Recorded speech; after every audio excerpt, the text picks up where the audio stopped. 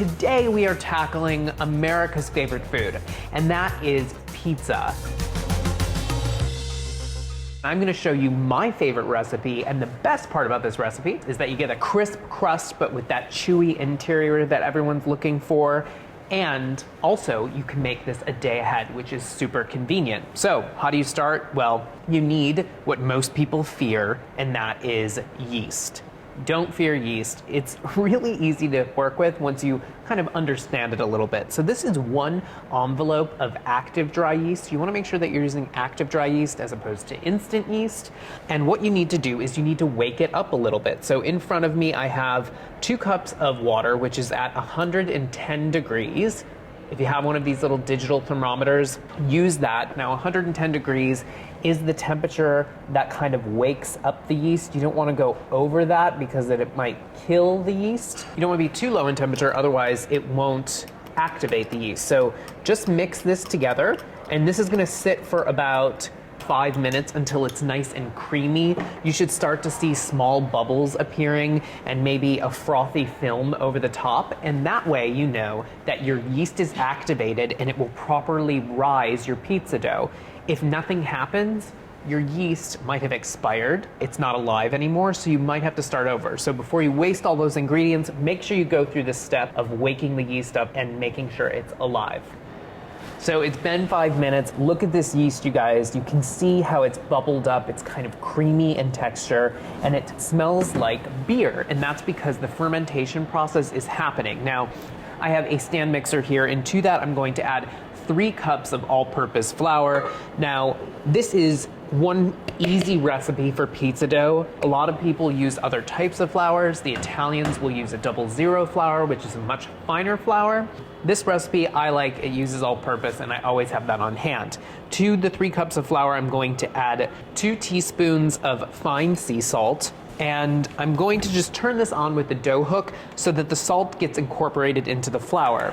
Now, you want to make sure you go through this step because once we add the yeast in, we don't want it coming into direct contact with the salt because salt will actually kill yeast. So you want to disperse it or break it up with the flour so that it's spread out a bit and it doesn't really inhibit the process of the fermentation.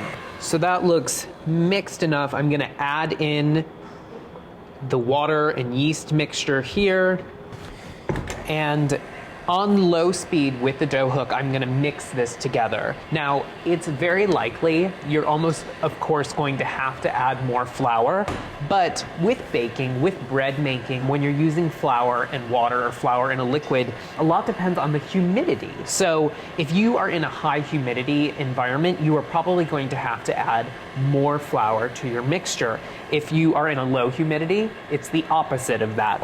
So once this mixture comes together, you can start adding more flour. So in this bowl here, I have a little over 2 cups of flour, and you want to add this a little bit at a time until you get a tacky dough, but a dough, not a batter, okay? So here is about a half a cup that I'm adding in. So you can see that the dough is pulling away from the sides. You saw it kind of gathering up on the dough hook. It's still really tacky, so I'm going to add a little bit more flour.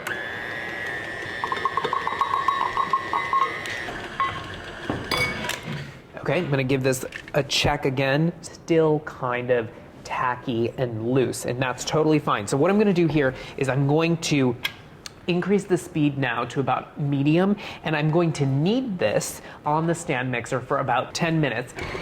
So it's been about 10 minutes, and now I'm gonna take this off the stand mixer here, and I'm going to finish kneading by hand.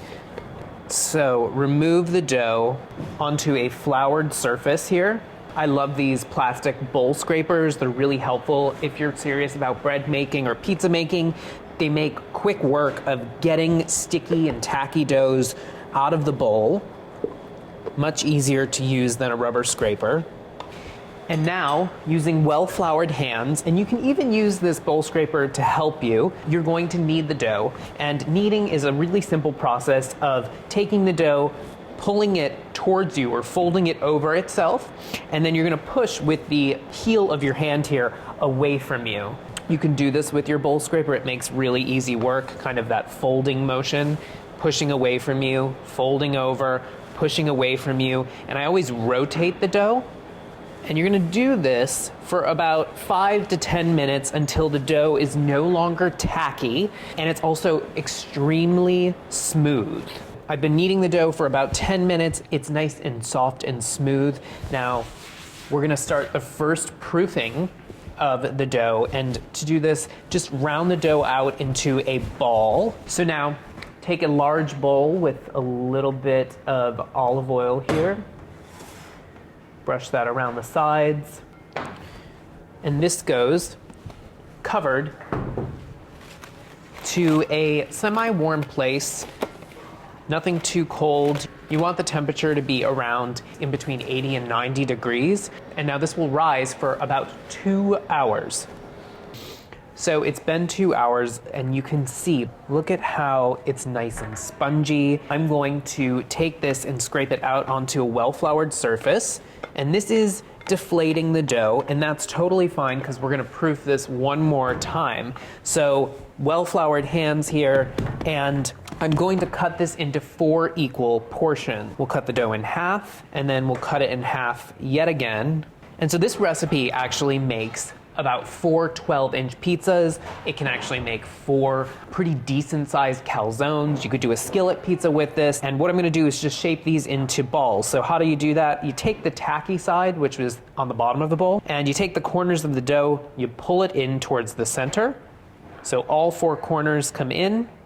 And then what I like to do is flip the dough over, get rid of some of the flour on the work surface here. And again, it's that same motion of taking the side of your hands here and cutting the dough under, and you're really just trying to seal off the bottom, and it creates a nice rounded shape. And now these go onto a floured rimmed baking sheet, and now this goes into the refrigerator overnight. So you can do this in advance and it works out really well. You can freeze it after it comes out of the refrigerator overnight, put it into individual resealable plastic bags, and all you have to do is defrost it and you're ready to make a delicious pizza.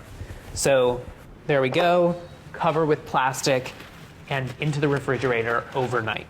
So I have the dough here that's rested overnight. The dough here is puffed and beautiful, ready to use. Now, you want to take the dough, maybe use a little bit of flour on your hands, and now is the time to shape your pizzas. Now, you can do this in one of 2 ways.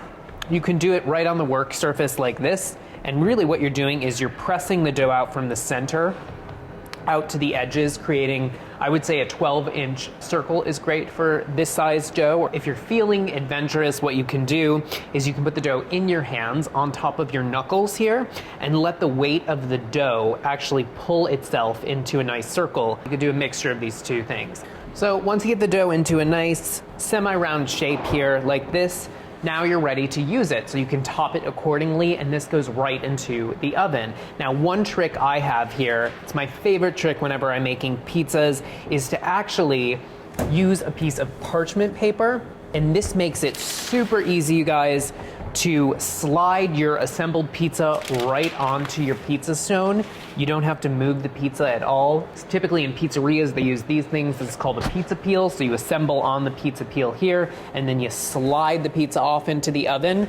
Well, this way, you're really moving the parchment itself right onto the pizza stone. So a pizza stone, as always, guys, this goes into your oven before you start preheating your oven. You want to crank the oven up to the highest setting possible. So that's about 500 degrees. And look at how easy this is, guys. Right onto the pizza stone like that. You don't mess up the shape of your pizza at all. And when the pizza is completely cooked, you can slide it right back off your stone. No mess, no fuss. There you go, guys. If you're not making pizza every single week, I don't know why, because now you have a really fantastic recipe. Enjoy, guys.